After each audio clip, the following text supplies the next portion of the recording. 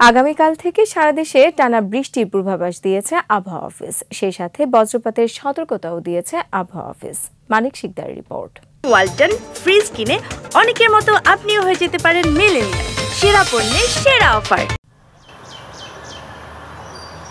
৭৬ বছরের রেকর্ড ভেঙে এপ্রিলের প্রথম দিন থেকে শুরু হওয়া তাপপ্রবাহে অতিষ্ঠ সাধারণ মানুষ। গত কয়েকদিন সিলেট, চট্টগ্রাম, ঢাকাসহ দেশের কিছু কিছু এলাকায় বৃষ্টি হলেও বেশিরভাগ অঞ্চলে এখনো স্বস্তি ফেরেনি।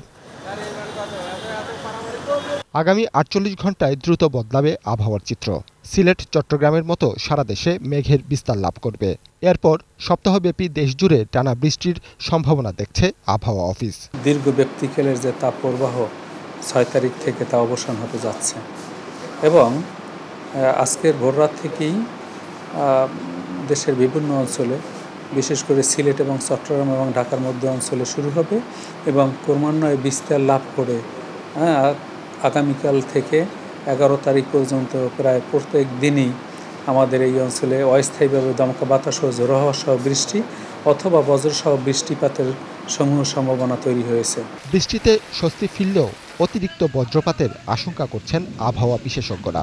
এই বজ্রপাতজনিত প্রাণহানির সংখ্যা বৃদ্ধি পাচ্ছে। ৬ তারিখ থেকে বিশেষ করে ১১ তারিখ পর্যন্ত বজ্রমেঘের তাণ্ডবতা বেড়ে যাবে। এদিকে বাতাসে অতিরিক্ত আর্দ্রতার কারণে আগামী দুদিন গরমের অনুভূতি বেশি হতে পারে। সেই দিকে আমাদের সাবধানতা অবলম্বন করতে হবে। মানিক শিকদার, ২১ টেলিভিশন, ঢাকা।